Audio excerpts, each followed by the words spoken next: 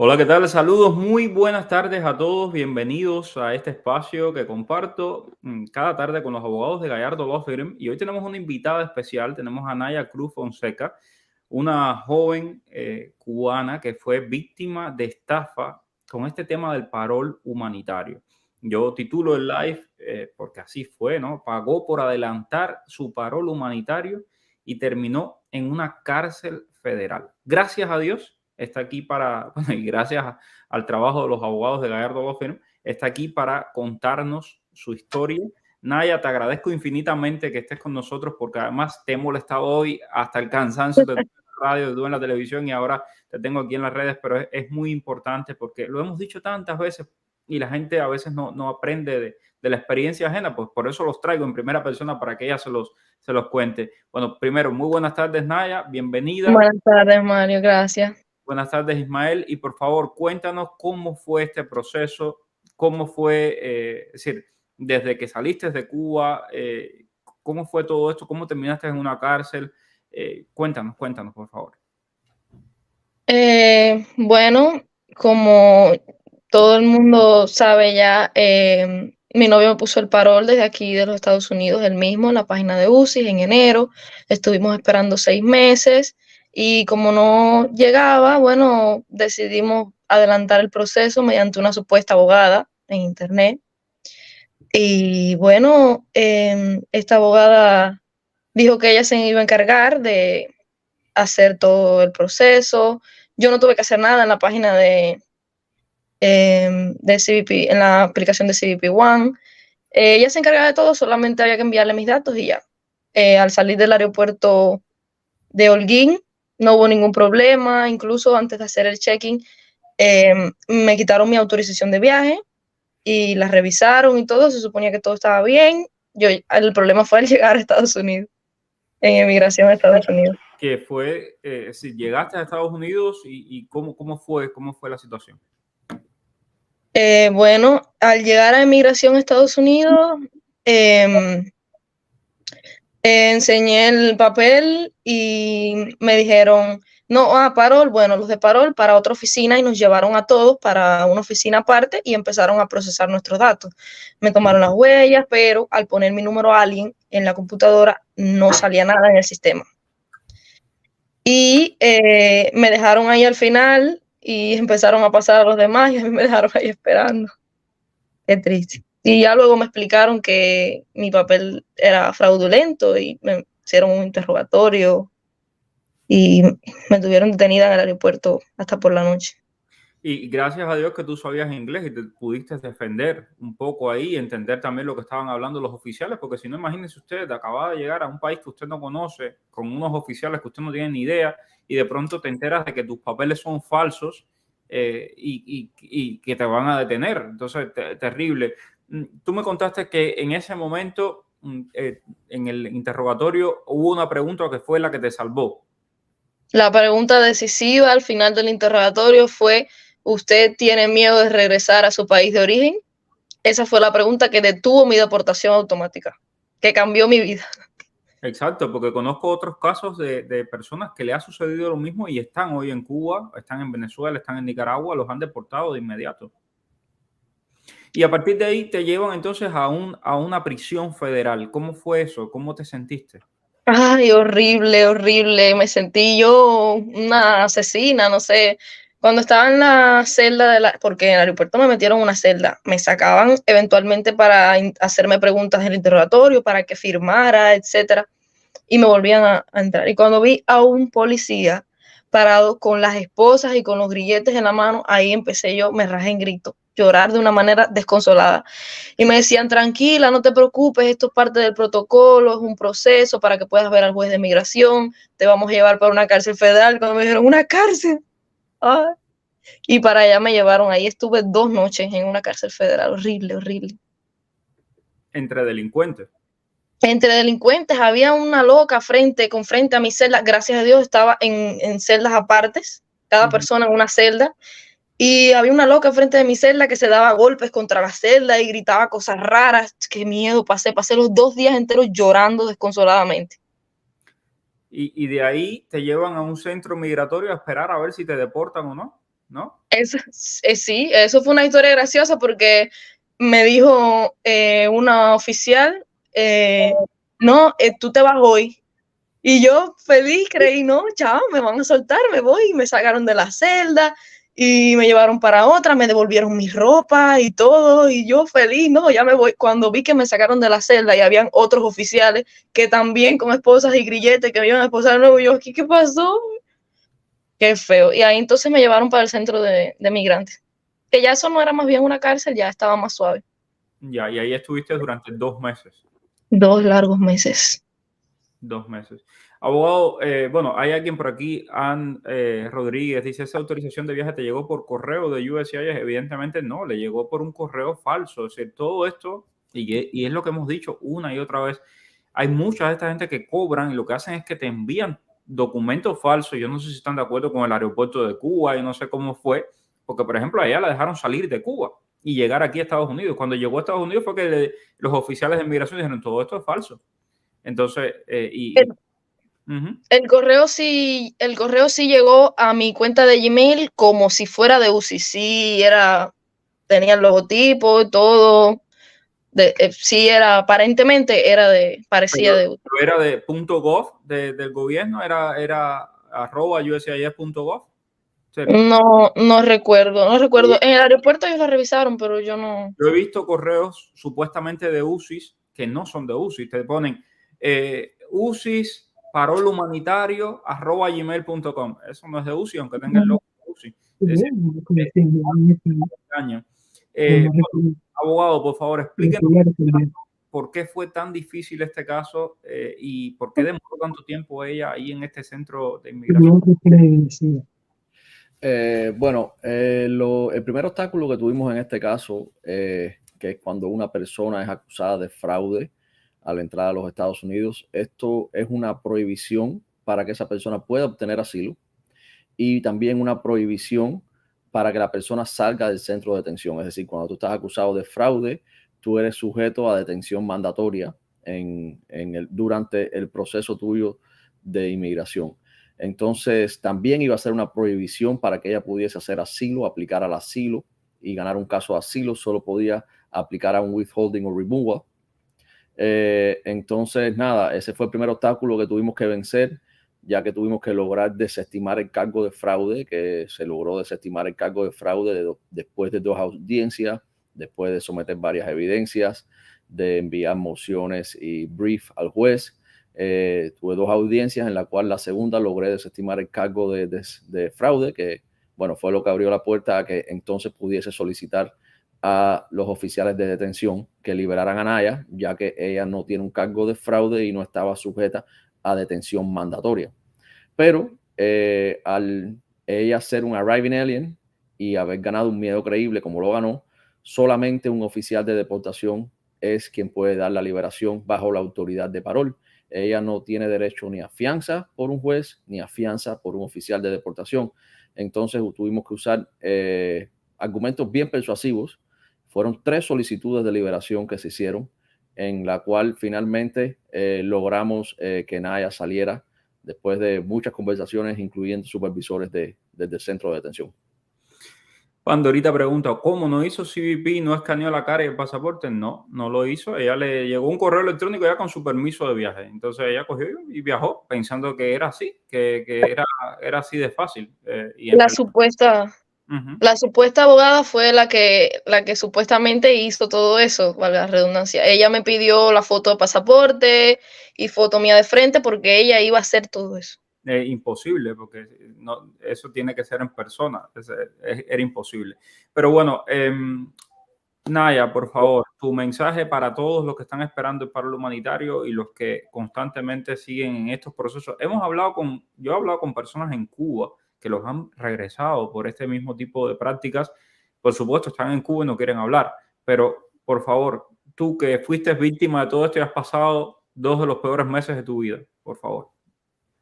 Bueno, sinceramente, de corazón, yo le digo a todo el mundo que la paciencia es una virtud que hay que saber aprovechar. y fundamentarla, porque no se apresuren, todo tiene su tiempo, las cosas tienen su tiempo, cada proceso, no intenten acelerar ningún proceso migratorio, por favor, sigan todos los pasos debidos como van, no, llévense por mí, mi amarga experiencia, o sea, que les sirva de espejo, mírense en este espejo y no, por favor, no hagan nada de eso. Gracias, Naya. Gracias, mil. Gracias por tu testimonio. Un abrazo fuerte y bueno, adelante. Ahora a estudiar y a trabajar, a echar para adelante en este país. Seguro que sí, Mario. Gracias, un abrazo. Un abrazo. Gracias a ti. Bueno, pues vamos entonces a las preguntas. Vamos a las preguntas. Soy cubano de Puerto Padre, esperando desde el día 11 de enero con mucha esperanza. Igual mi hermano está desde el 11 de enero, estamos en lo mismo. Dice, gracias por darnos información actualizada. Vivo en Serbia, dice Corazón Vikingo. Mi novia, que es serbia, y yo vamos a México a presentarnos por CBP One. No estamos casados y no podemos hacerlo por falta de documentos. ¿Hay riesgo de que la deporten? Técnicamente por CBP One puede entrar todo el mundo. No importa de la localización que sea. No hay ningún tipo de prohibición en estos momentos. Acabo de hablar hoy, abogado, a propósito con una dominicana que entró por CBP One con sus niños y me preguntaba, bueno, ¿y ahora cuál es la manera que tengo para regularizarme? ¿Casarme es la única manera? Me preguntaba ella. En el caso de los dominicanos y de todas las personas que no sean cubanos y que no tengan programa de ajuste de todas las nacionalidades, la petición familiar es una de las opciones más rápidas, también bajo empleo. También si usted es víctima de un crimen, usted puede regularizar su estatus en los Estados Unidos. Otra de las opciones es, por supuesto, el asilo. Si usted va a hacer un asilo basado en política, en membresía en un grupo social particular, en religión, en nacionalidad, en raza, usted puede hacer un asilo. Hay nacionalidades que son más difíciles que otras para hacer asilo. Habría que investigar específicamente los casos individuales e independientes, pero prácticamente esas son las vías por las cuales usted pudiese regularizar, las vías más comunes y más frecuentes por las cuales una persona de otra nacionalidad que no sea los cubanos puede regularizarse. Harold Adán, yo inicié mi proceso de Comar en Tapachula, estoy ahora en Ciudad de México. El proceso que inicié en Tapachula me sirve aquí en el DF, tengo que empezar uno de cero. El proceso que comenzaste en Tapachula te sirve porque tú estás pidiendo refugio, estás pidiendo asilo en México. No obstante a eso, y lo que le comentaba a muchas de las personas es que en el sur del país donde están esta gente tratando de deportar y meter miedo a los migrantes para que no lleguen. En el centro y en el norte del país no hemos visto que esto se esté dando. Hasta el momento lo que sabemos es que desde México se puede viajar sin problemas, de Ciudad de México se puede viajar sin problemas a la frontera cuando tienes la cita de CBP One aprobada. Esto lo he dicho en los últimos live de toda la semana. Ayer alguien me llamaba a las 2 de la mañana, 2 y media de la mañana para preguntarme esto. No me llame a las 2 y media de la mañana, no le voy a contestar el teléfono. Aclarado. Hola Mario, tengo una prima que tiene parol desde el día 3 de marzo y va a la entrevista de visa a Guyana. Si es aprobada y le llega el parol, ¿también hay algo que influya? No entiendo. No entiendo qué quiere decir. El 3 de marzo y va a entrevista a Guyana. Yo no entiendo eso, Tita. Ya, me imagino que tal vez va a Guyana a la entrevista, tiene una entrevista de visa, tal vez para visa de turismo y tiene parol. Es lo que está preguntando, si tiene algo que ver uno con el otro. Todo depende. Recordar que si lo que viene es por una visa de turismo a Guyana, si lo que está pidiendo en Guyana, estas visas de turismo son muy sensibles, cualquier indicio de que usted tiene intención de quedarse en los Estados Unidos o de trabajar en los Estados Unidos, usted puede ser denegado. Y si tienes un parol y eres cubano, todo el mundo, la mayoría de las personas va a asumir que te vas a quedar en los Estados Unidos. Entonces, no hay nada que te diga que no puedes hacerlo, pero es un riesgo hacerlo, siempre. Exacto. Tengo a Yudmila, dice que su hijo entró a Estados Unidos por CBP One, solo le dieron 3 meses para la fecha de corte. ¿Qué tendría que hacer él y qué significa esto? Bueno, Yudmila, esto significa que tu hijo lo pusieron en proceso de deportación para el cual él tiene que defender su caso frente a un juez. Si eres cubano y él entró por CBP One, de hecho, debe tener o una I-94 o un parol. Cualquiera de las dos sirve para aplicar a ley de ajuste cubano. Ahora, desafortunadamente, tú no puedes aplicar aún porque no tiene el tiempo, pero que debe hacer es una moción para terminar esa corte.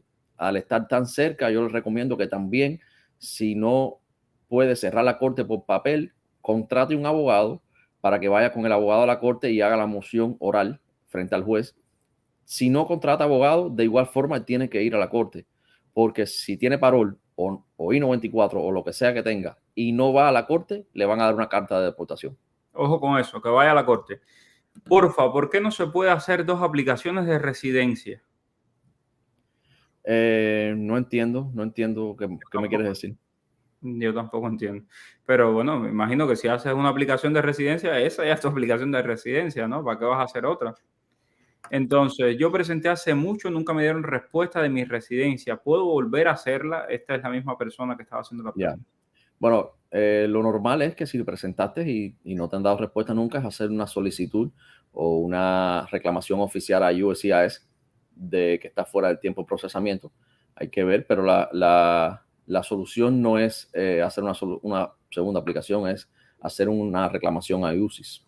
Exacto. Diana, ¿qué preguntas te hacen cuando vas a la cita? Te preguntan quién eres tú, de dónde vienes, por qué vienes a Estados Unidos y para dónde vas. Es todo lo que te preguntan. Es decir, no están haciendo entrevistas de miedo creíble en las citas de CBP-1. A quienes cruzan la frontera de manera ilegal, cruzan el río, a esas personas sí le están haciendo entrevistas de miedo creíble y en muchos casos las están negando. Entonces, lo que hemos dicho muchas veces, primero, usted debe prepararse para su entrevista de miedo creíble si usted cruza el río de manera ilegal. Segundo, si pierde la entrevista de miedo creíble, tiene una segunda oportunidad frente a un juez de defender su miedo creíble. Puede contratar un abogado que lo asesore, que lo oriente, que lo represente ante el juez y que lo prepare, por supuesto. Bueno, gracias a todos. Vamos a ver por acá el que ha sido citado por la seguridad del Estado de Cuba pasa el miedo creíble sin tener cita. ¿Puede pasar por la frontera? No. Eso no es así. Ser citado por la seguridad del Estado es un elemento para hacer tu miedo creíble, evidentemente, porque tienes miedo por esa cita. Pero, es decir, te van a preguntar mucho más y no es que puedas pasar como perro por tu casa, ¿no? Tienes que hacer una entrevista de miedo creíble. Es un caso que salió mal, pero yo te aseguro que si hay cientos que han pagado y están aquí, bueno, Junior, eso de cientos lo dices tú, o sea, no tienes prueba de eso. Y además, lo que hemos dicho muchas veces, no es solamente que hayas podido entrar. Esas investigaciones están y cuando caigan esa gente corrupta, van a salir todos esos nombres. Y cuando se vayan a ser residentes, le van a decir, no, usted cometió un fraude. Y cuando se vayan a ser ciudadanos, les puede pasar lo mismo. Entonces, es vivir con una espada de Damocles sobre usted. Mario, con un parol 212 de 5, ¿se puede aplicar a la residencia? ¿Con un parol 212 de 5? Sí, claro, por supuesto, ese es el parol humanitario. Estoy en Nicaragua, tengo 17 años. Necesito saber si mi mamá desde aquí puede darle a otra persona el permiso a mi tutor legal para poder viajar y si me aconseja subir para México para la CBP. Damián, querido, lo primero es que yo no te puedo aconsejar cruzar las fronteras de manera ilegal porque estaría cometiendo un delito. Entonces, eso nunca te lo voy a aconsejar. Ahora, la CBP se hace en el centro y en el norte de México. El tema de mamá, si mamá te puede hacer ese papel, no lo sé si está en Nicaragua. No sé cómo sería ese papel estando en Nicaragua, que no es tu país, si eres cubano. Exacto, ahí son leyes de otras jurisdicciones que no sabemos cómo funcionan. Noemí, yo soy del 4 de febrero y no pude más en Cuba y salí de Cuba el 15 de septiembre y nada en mi parola. Estoy esperando cita en Ciudad de México. Felicidades, a lo mejor te llega ahí. Conozco, ¿quién fue el otro día? El otro día me llamó alguien, es que me llaman tanta gente. Me llamó alguien para contarme. Ya me acordé. Me llamó alguien que es el jefe de un grupo de estos de parol no, de CBP en México, y el jefe de todo el grupo le llegó el parol humanitario y quería dejar a todo el mundo de irse con su parol humanitario y los demás, no, quédate con nosotros. Bueno, dice Sidney, ¿puedo pedir una visa para mi sobrina que está en Cuba y tiene 4 años? Sí. Ok. Estoy en Tapachula con mi familia compuesta por 9 personas, 5 adultos y 4 niños, entre ellos una niña de 11 años con un retardo psicomotor severo y epilepsia focal. ¿Podría pedir una visa humanitaria por las condiciones de la niña? Sí, definitivamente es algo que puedes intentar. Ok, muchas gracias a México por ese super sticker. A ver, basta ya, se llama el perfil. Yudmila Leiva, mi hijo es cubano, entre Estados Unidos, este ya lo leímos. Vamos a seguir. Entonces sí hay fraude, claro que hay fraude, eso lo hemos dicho desde hace rato. ¿Por qué hay personas que pasan la frontera por el CBP-1 y le dan I-220A y a otros I-94A? Unos con parol y otros sin parol. Bueno, yo no he visto aún el primer caso de personas que han entrado por el CBP-1 y le hayan dado una I-220A, aunque no lo dudo, porque bueno, inmigración es totalmente discrecional en la forma de actuar. Sí te aseguro que si entraste por CBP-1 y te dejaron entrar y te inspeccionaron y te admitieron, no importa que te hayan dado una I-220A, tú tienes derecho a la ley de ajuste cubano, aunque no tenga los documentos necesarios, y el argumento se puede hacer en todas las cortes de Estados Unidos. Ok, yo conozco casos de cubanos que han entrado por la frontera y le han dado I-220A, pero porque, ser inmigrantes, porque tenían una orden de deportación. Y lo que han hecho es que le han dado una I-220A. Pero a la gente que no tiene orden de deportación, que no tiene ningún tipo de problema, normalmente lo que le dan es un paro. Ok, espero desde el 8 de enero, mis hijos confirmados el 5 de abril, mi mismo patrocinador, mi esposo 3 veces en semana nos comunicamos con USCIS y nada de respuesta a nuestro caso. Es lamentable. Créeme que tampoco Blas Núñez Neto me ha respondido. Llevo más de 15 días pidiéndole una entrevista y nada. Tengo un problema, soy de Cuba, estoy en Monterrey, no me deja pedir mi cita, ya borré mi registro, quise hacer otro, pero no me deja. Jaylan, no tienes más remedio que escribir al correo que tiene ahí, que te da CBP. Ellos tienen un correo para eso. ¿Qué aconsejan para los I-220A? ¿Aplicar asilo o esperar? Desde hace tiempo, en este espacio, desde hace mucho tiempo le hemos dicho aplique asilo. Mi hijo está esperando desde el 11 de enero. Si le llega, ¿puede seguir el proceso de reclamación de hermano a hermano aquí en Estados Unidos? Sí, sí, por supuesto. Tengo por acá, basta ya, dice Mario Abogado, soy cubano, vivo en México, tengo el pasaporte vencido. ¿Puedo aplicar al CBP-1 con el carnet de Cuba? Técnicamente tienes que tener un pasaporte válido para entrar a los Estados Unidos. Aunque a este punto, ya estando en México, tienes que usar todas las vías posibles. Exacto. Tiene Laurita, ¿se puede aplicar al CBP-1 con doble nacionalidad? Sí. ¿Cómo se pudiera pedir un parol a USCIS? Pregunta Luis Ángel Mayer. Bueno, el parol no se pide a USCIS, el parol se pide a ICE. Se pide basado en razones humanitarias o beneficio público. También se pide si hubo alguna inconsistencia o alguna violación de la ley de inmigración al momento que usted entró a los Estados Unidos y fue procesado. De esto hay muchísimos ejemplos. Balseros, personas que entraron con miedo creíble positivo y los dejaron salir con I-220A, personas con fianza, también personas que tienen razones humanitarias con problemas de salud, problemas de enfermedad, beneficio público, profesionales que tengan algún tipo de especialidad que sea beneficiosa para los Estados Unidos. Es decir, es un abanico de opciones que existe. Es importante evaluar cada caso independientemente y a ver de qué forma usted puede calificar, pero sí debe hacerlo y lo debe hacer frente a ICE. Mario, si a mi hermano le llega la nueva invitación de parol por la reclamación, ¿me llegará a mi mail, al suyo? ¿A dónde llega? Si ella es la peticionaria. Y ella está diciendo si le llega la invitación al programa de reunificación familiar cubano. O al email de la persona que lo hizo, que es el peticionario, en este caso. Exacto. Entré por CBP-1 con I-94 de 2 años. Ya apliqué para mi permiso de trabajo y me lo aceptaron. Ya me hicieron las huellas y la foto. ¿Qué tiempo debo esperar la tarjeta? Te puedo decir que con este permiso de trabajo ellos dijeron que iban a hacerlo más rápido, dijeron que 30 días.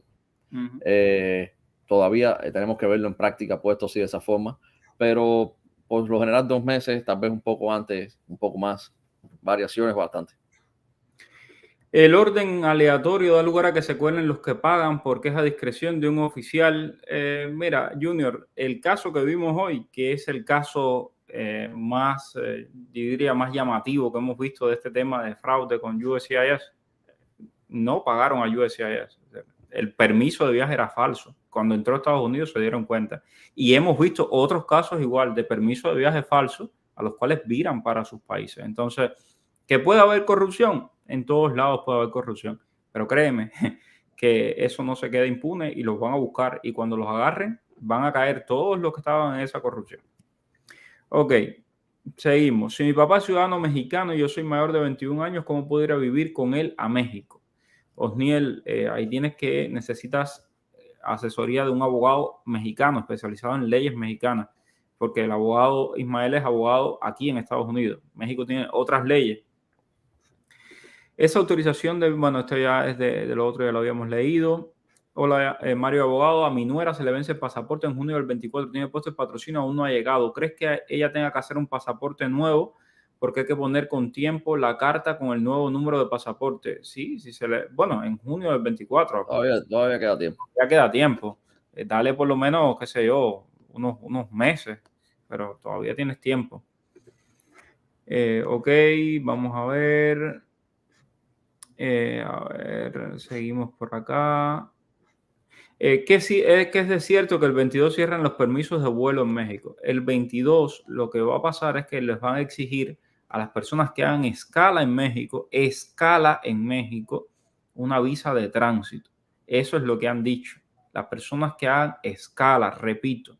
Entonces, si usted está en Ciudad de México y usted tiene su CBP aprobada, lo más probable es que lo dejen viajar. No sabemos qué va a pasar después del 22, porque el 22, recuerden que viene la cumbre de López Obrador con todos los tiranuelos estos de Cuba, de Venezuela, de Nicaragua y otros países, y van a tomar medidas para detener el flujo de inmigración.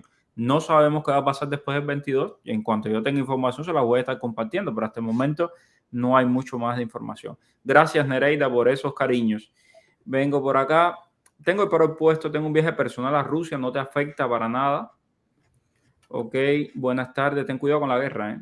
Buenas tardes, Mario, soy cubano, tengo un niño que nació aquí en México, no tengo pasaporte, ¿podré hacer la CBP? Claro que puedes hacer la CBP. En el caso del niño, tienes que buscarle un documento de identificación, porque si no, ¿cómo vas a entrar al niño? Bueno, muy bien. Dice aquí que invite al abogado a hacer una transmisión conjunta. Escucha para allá. En TikTok. Tenemos que hacer eso de transmisiones conjuntas, pero es que se oye mal. Sí. Porque, bueno, ya lo leímos. Parecen correos verdaderos, son estafas. Vamos por acá. Entré por CBP One con parol de 2 años hace 3 semanas. El lío, puede ser, fui a ICE a informar de que estoy acá en Atlanta, como dicen los papeles, y me pusieron cita el año próximo en abril y un I-220R, eso es un formulario. ¿Sabes qué significa? Eso es un formulario, abogado. Sí, esa I-220R no significa nada. Esto es un papel que le dan a las personas como una I-220, que es vamos a decir, la orden que usted tiene que supervisarse, y esta es report, I don't know para qué significa esta R, pero al final del día no te preocupes, que eso no es nada significativo. Ok, ¿qué pasará con las aplicaciones de vencerse los 2 años de vigencia del parol? O sea, no va a pasar nada, las aplicaciones siguen ahí. Las aplicaciones no tienen vencimiento. O sea, y el parol tampoco tiene vencimiento. Bueno, el parol que te ponen cuando te lo conceden, te va a durar 2 años. Pero si tú no tienes concedido el parol, no tienes el cuñito con el parol, nada tiene vencimiento. ¿Hay algún programa o beneficio para las personas de la comunidad LGBT? Las personas de la comunidad LGBTI, cuando llegan a la frontera, muchos de ellos, al afirmar de que son miembros de una comunidad que generalmente es perseguida, pues tienen mucho más fácil el conseguir el tema del asilo. Ok, seguimos. Buenas tardes. Si me llegara el paro humanitario y la visa de la diversidad al mismo tiempo, ¿qué me recomendarían hacer? ¿Viajar con el permiso anticipado de vuelo o hacer el proceso de la visa de inmigrante? Yo te aconsejo irte en la primera que pueda. Cualquiera de las dos, la más rápida que sea. En mi y pueblo, si eres cubano, aquí vas a resolver los problemas, papeles sin problema. En mi pueblo dicen que la luz de adelante es la calumbra, no sé en el tuyo. Se puede aplicar a la lotería de visa si esa persona también está esperando un parol. Sí se puede aplicar a la lotería de visa, Laurita. Gracias mil, abogado. Mañana nos encontramos aquí a las 5, caballeros. Siempre a las 5 estamos aquí respondiendo sus preguntas. Así que en los lives anteriores hay mucha información. Revísenlos también. Gracias, abogado. Gracias, Mario. Nos vemos. Chao. Y felicidades por el caso. Chao. Gracias. Dime cuál es el periodista que está en el boom. Es Mario Rincón. El periodista que te trae toda la información. Es Mario Rincón. El periodista de la radio y la televisión. Es Mario Rincón. Habla